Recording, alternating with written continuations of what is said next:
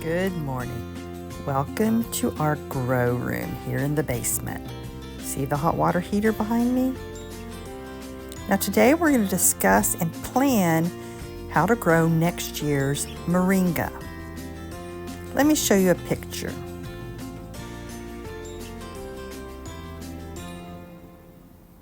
I've grown moringa for a few years here in north central Maryland. Now moringa cannot survive our winter, so I have to grow it as an annual. When that first frost hits, the moringa dies. So if you live in a place where you can't grow it year-round, come along and I'll teach you how. Now this is my seed cabinet, so let me show you the moringa seeds.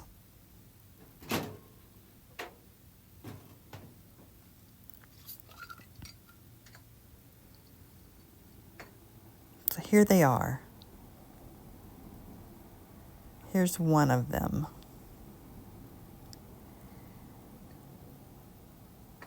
They're quite a big seed.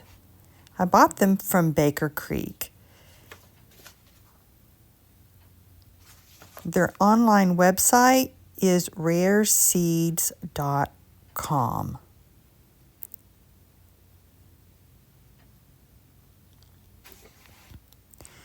Now yesterday I ordered some new seed packets because these are from last year and I didn't grow any moringa in 2023, so I want some fresh seed. I'm not sure if moringa is one of those seeds that expires easily. Some seeds will last a long time and some don't. So while I'm going to plant these, I also want some fresh seeds. If you're interested in growing moringa next year, Baker Creek has them in stock. One pack is $5. I don't remember how many seeds are in one pack. This jar is several packs. So here in north central Maryland, I have to start them indoors. If I start them from seed outside, I won't have enough time.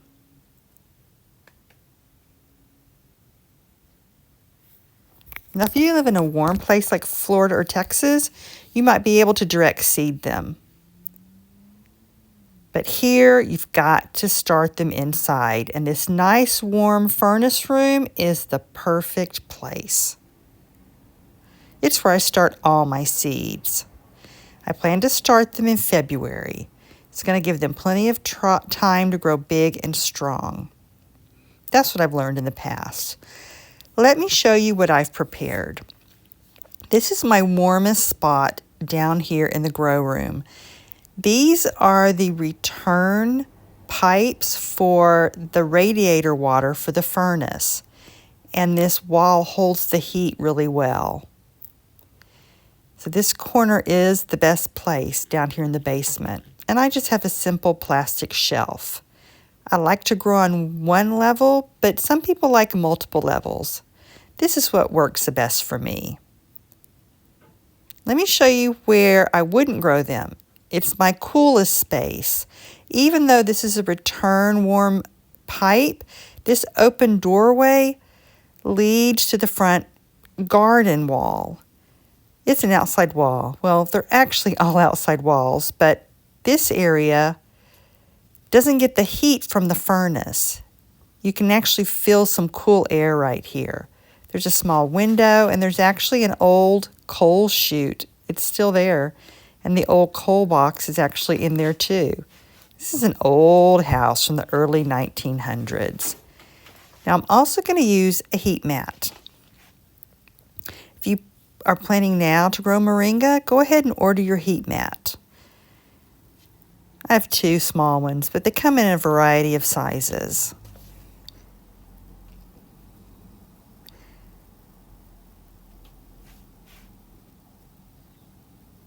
You can always find Amazon links in the description of the different products I'm using. I'm going to leave it running for 24 hours. I'm going to put this foam underneath it. It's just simple foam we got in some box that we received.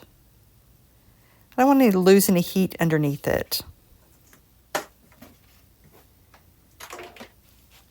Heat rises, but I still want this under because this shelf is slotted. I start all my seeds here because I'm close to the cabinet, and normally I use a soil blocker.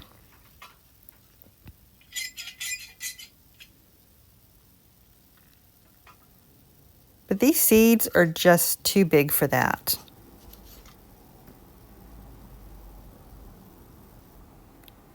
They also don't like their roots to be disturbed. They're very sensitive in my experience. I'm going to start them in pots. These are strong, thick pots, similar to Bootstrap Farmer, but there's some, generic brand. It's basically what I could afford.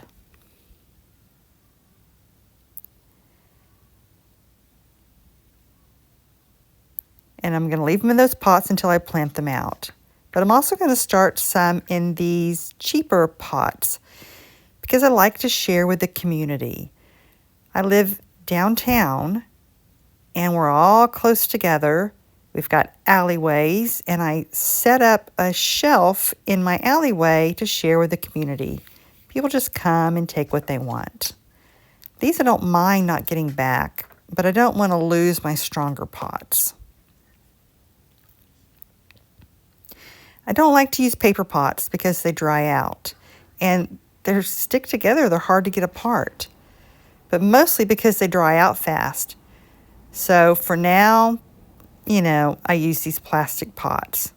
Now, many people will bring these disposable pots back. I do have a big soil blocker. And it's made for these little soil blocks to fit inside, right there.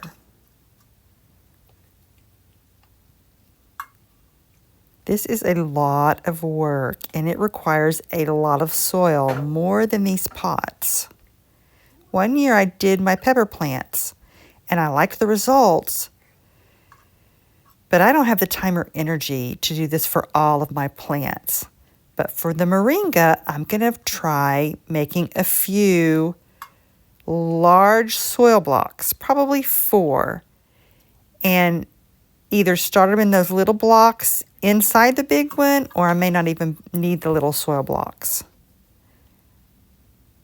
Because they really don't like their roots disturbed, I want to see how they work out in these big soil blocks.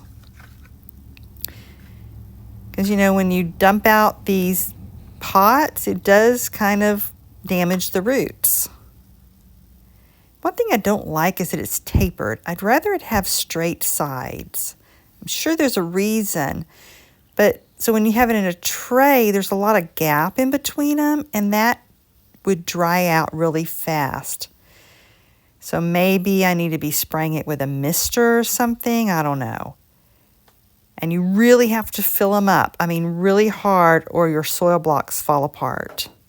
So most are going to be in these sturdy pots, some in these community pots, and a few in the soil blocker. And of course, you can use saved food containers like yogurt cups, washed out well, and I used to do that years ago. That's how I could afford to start growing.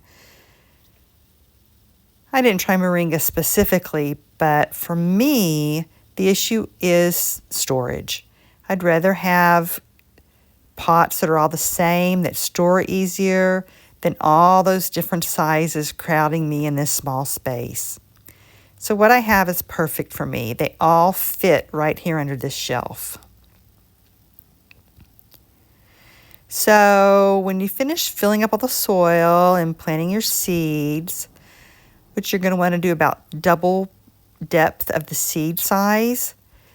So here we're going to pretend that I've planted 18 seeds. So this tray is called a 10 by 20. It's going to hold 18 pots. And this is an example of why people like to buy from Bootstrap Farmer, because these normal cheap trays that are easy to find are very weak.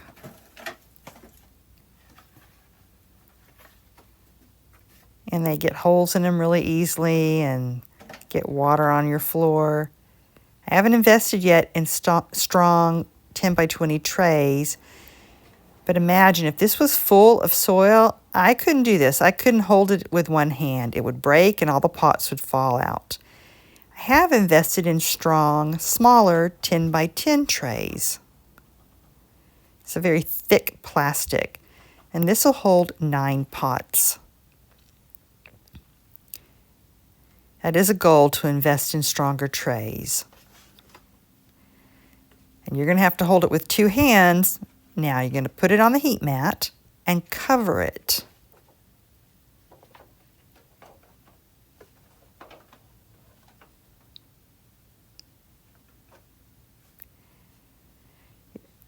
It's not going to fit perfectly, but it'll be fine. The goal is for it to hold in the moisture. This is from a Jiffy greenhouse. You buy it with those little pellets, those expandable pellets. They come in these kind of trays. I don't use the pellets anymore. I really don't like them, but I saved all the trays. But you can also buy the lids by themselves. It's called a greenhouse lid.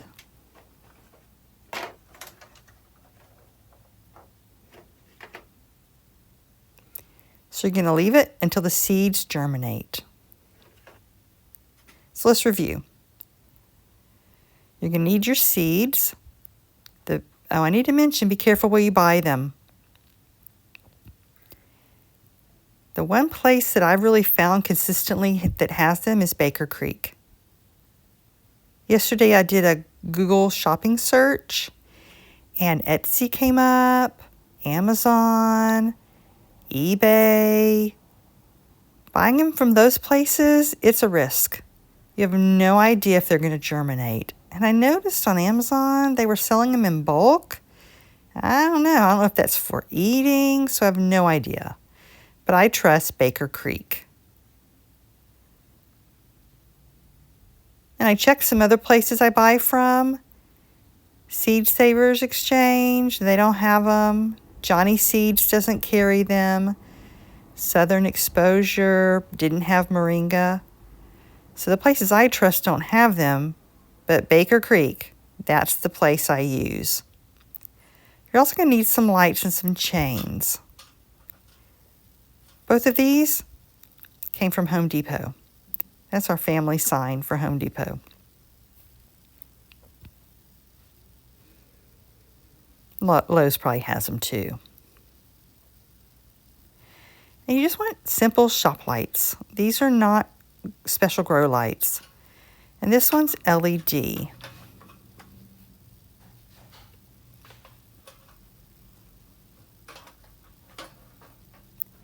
Make sure you get one that has a double strip. You don't want a single strip like, let me show you this one. Well, actually, it does have a double strip, but it's very narrow. I ordered it online and I didn't realize how small it was. So you want it to be bigger, wider like this.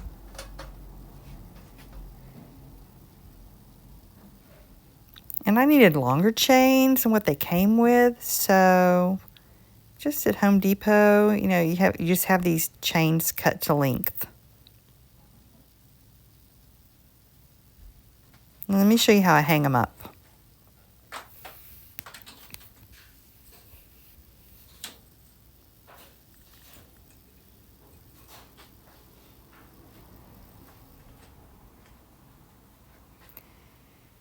I just have some hooks screwed up into the upstairs floor joists.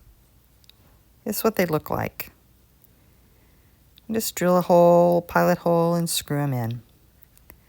If you poke a screwdriver through here, it makes it turning it a lot easier. And then I have S-hooks. Now, sometimes the lights come with them, but to be honest, I lose them.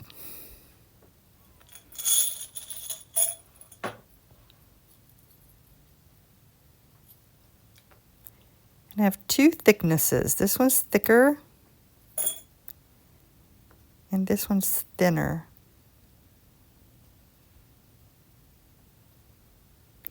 These lights have a thicker hole. Some lights have a really small hole.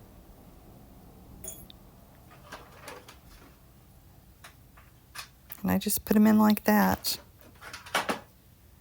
You do have to be careful because they will fall inside the light.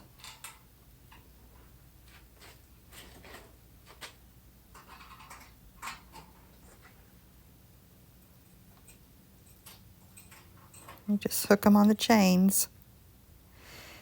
Now, if you need your plants closer to the light, and I do have a little gap here, just put some extra trays underneath it to raise it up. Or some of my lights came with these hooks, and I could lower it. You do want your plants close to the light. In my experience, these lids won't catch on fire or melt. It's just not hot enough. Now, most seeds don't require light to start, but it will add some more warmth, and then when the seeds germinate, they won't miss any growing time. So I always start them with the lights on. Since I don't have a sunny window in this house, I have to use grow lights. But if you have experience using a sunny window with Moringa, please let me know. I need a heavy-duty power strip with a long cord. And a timer. I tend to set it between 12 and 14 hours. That way, I don't have to walk up and down the stairs turning it off and on. Timer is really important for me. Now, I did forget to mention, you don't want to use a tray with holes in it. You want it to be able to hold water. So don't use a tray like this when you're starting your seeds, or you're going to have wet floor. But when it's time about mid-May to bring them up outside to harden off, I'll switch them over to this tray. So outside when I water, it can drain. And I have plenty. Now here's the soil I'm going to use. It's heavy. Yep, let me turn it around.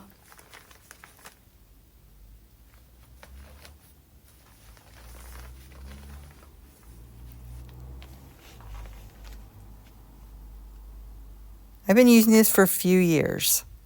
It's compressed in a nice rectangle, and it stores better for me here living in a small space. This morning I ordered 6 bags, so I'll have plenty. I like that this one's moisture controlled. Now I'd rather have organic, but their organic isn't moisture controlled. For me, moisture controlled soil makes a big difference. They make a variety of kinds. So I buy Pro Mix, again, from Home Depot.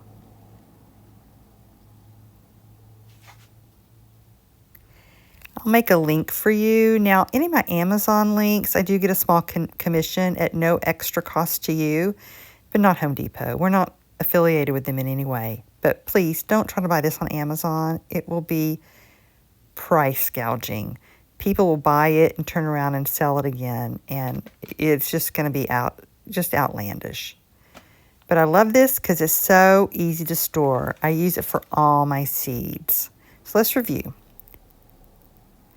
Right now it's November here, and I went ahead to get my seeds purchased. Rareseeds.com, Baker Creek. I want to start with fresh seeds. I have my soil, my pots, my trays, my heat mat. I have my lights. I have my chains and my hooks. That's all ready. I have my lids, and sometimes they're called greenhouse domes. I have my big soil blocker and my little one if I need it. I have my area already. I hope that helps you if you plan to grow moringa. Check back, and I'm going to make a playlist. So now when the seeds I order arrive, I will make a vlog about that. Then it's going to be February. And that'll be when I start the seeds. This room will be nice and warm. So come back for more and check the playlist. And I'm going to do it from planting the seed to harvesting, preserving, and using.